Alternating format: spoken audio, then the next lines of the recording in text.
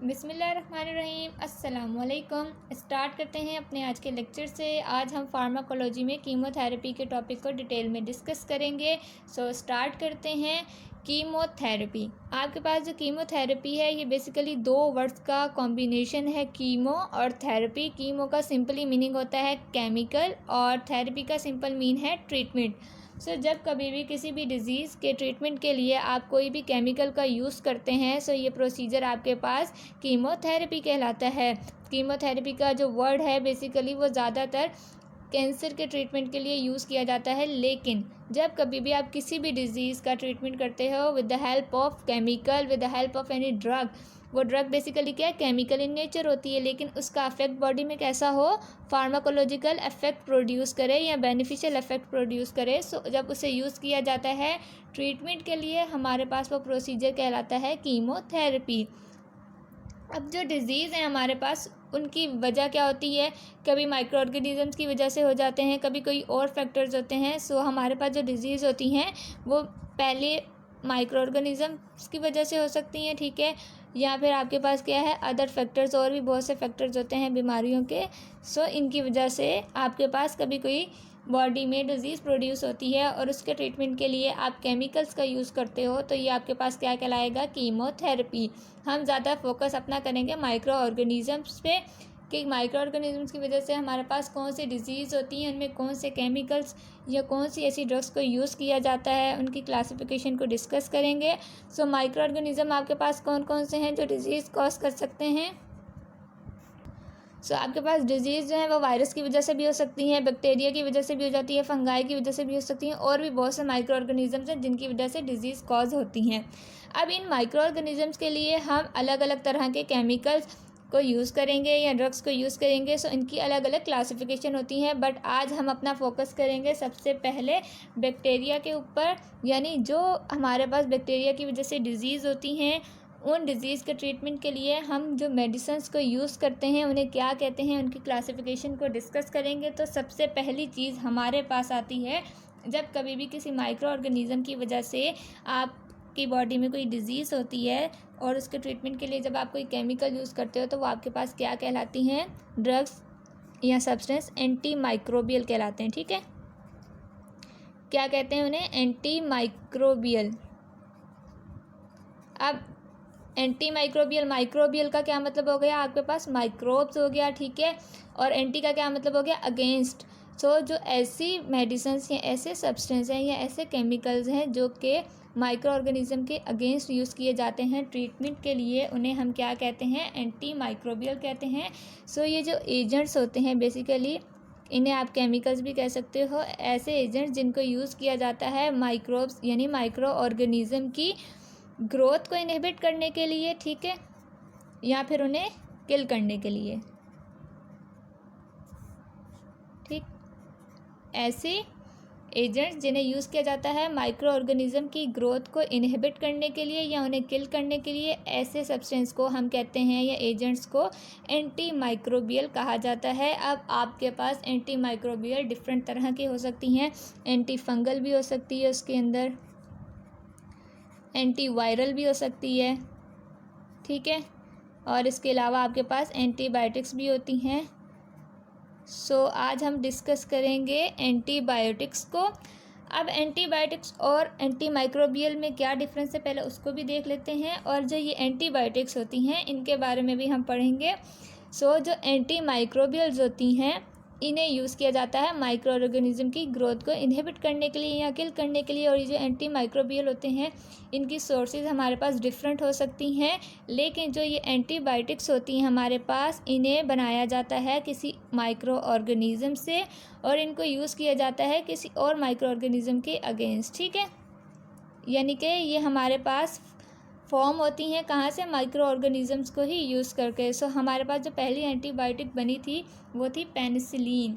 Penicillin हमारे पास एक fungus से बनाई गई थी जिसका नाम था पेनिसिलियम नोटेटम, और उसको यूज़ किया गया था ट्रीटमेंट के लिए।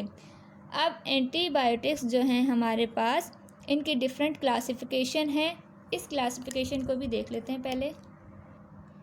तो एंटीबायोटिक भी हमारे पास बेसिकली कौन से सब्सटेंस होते हैं? ऐसे सब्सटेंस होते हैं जिनको यूज़ किया जाता है माइक्रो ऑर्गेनिज्म की ग्रोथ को इनहिबिट करने के लिए या उन्हें किल करने के लिए। लेकिन ज़्यादातर जो एंटीबायोटिक्स हैं आपके पास वो यूज़ की जाती हैं बैक्टीरियल डिजीज़ के ट्रीटमेंट के लिए, यानी जो डिजीज़ बैक्टीरिया की वजह से होती हैं उनके ट्रीटमेंट के लिए ज़्यादातर जो यूज़ की जाती हैं वो क्या होती हैं? आपके पास एंटीबायोटिक्स होती हैं। सो अब हम क्लासिफिकेशन की तरफ चलते हैं। ये जो क्लासिफिकेशन है ये एंटी माइक्रोबियल की भी आप कह सकते हो और एंटीबायोटिक्स की भी कह सकते हो, ठीक है।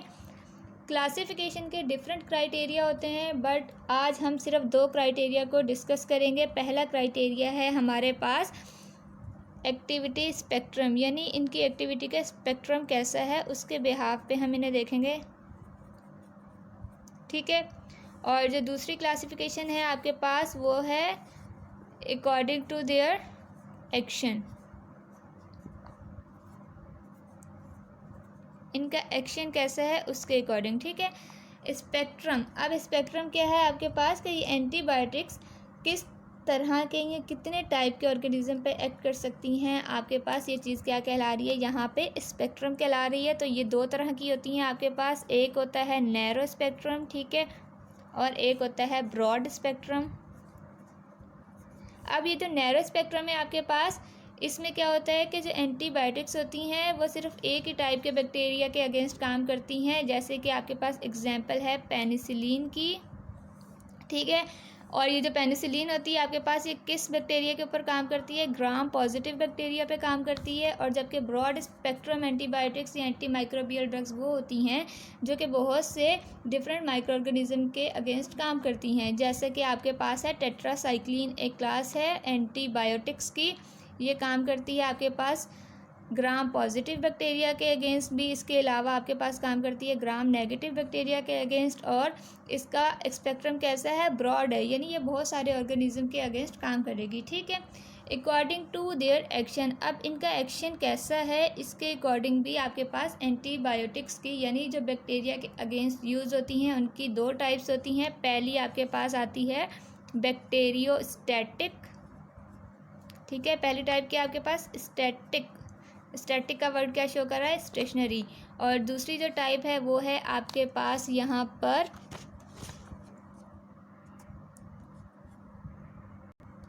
और जो दूसरी टाइप है वो है आपके पास बैक्टीरियोसीडल,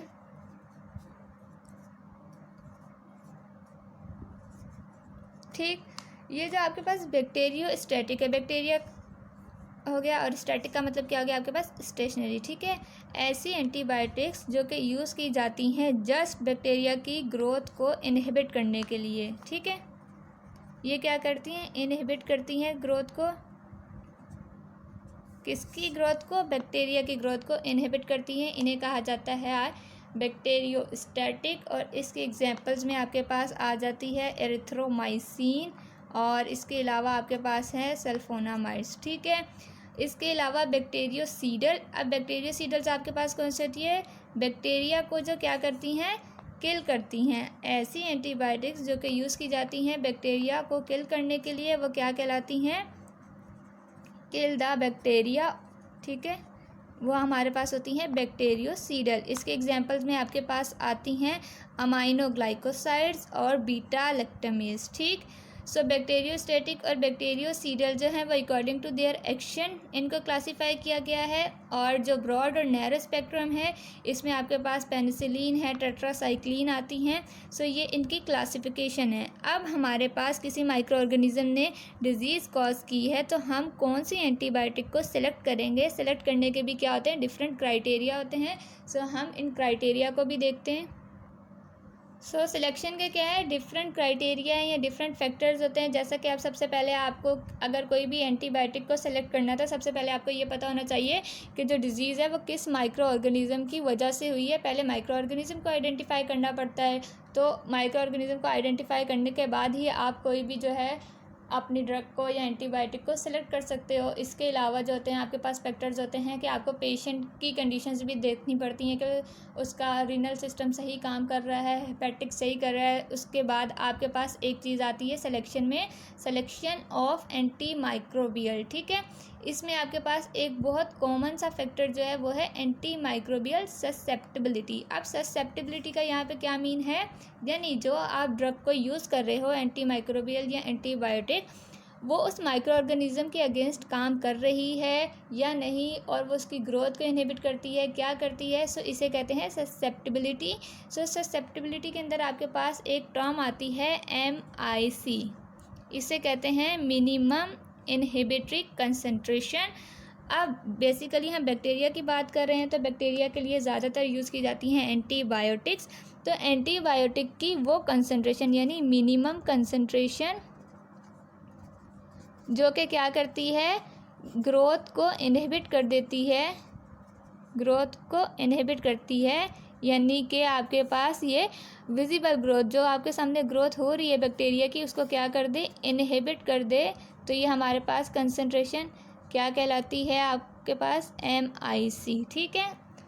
अब ये जो MIC होती है, इसको फाइंड आउट करने के लिए हमारे पास डिफरेंट टेस्ट कह लें उनको, या डिफरेंट टेक्निक्स हैं। सो उसमें हमारे पास सबसे पहला जो है वो है, जो सबसे पहले आती है वो है आपके पास एसे मेथड है। ठीक है, इसे आप डिफ्यूजन एसे मेथड भी कह सकते हो। सेकंड वन है MIC को फाइंड करने के लिए आपके पास E टेस्ट, इसे आप एब्सोल्यूमेट्री टेस्ट भी कहते हैं। और थर्ड वन है आपके पास ब्रॉथ डाइल्यूशन। इनके थ्रू हम क्या करते हैं, फाइंड आउट करते हैं MIC को, मिनिमम इनहिबिटरी कंसंट्रेशन को। और ये किसकी है, बेसिकली आपके पास एंटी माइक्रोबियल ड्रग्स की है या एंटीबायोटिक्स की है। ऐसे मेथड, E टेस्ट और ब्रॉथ डाइल्यूशन को हम नेक्स्ट लेक्चर में डिस्कस करेंगे। अभी यहीं तक है। सी यू सून। अल्लाह हाफ़िज़।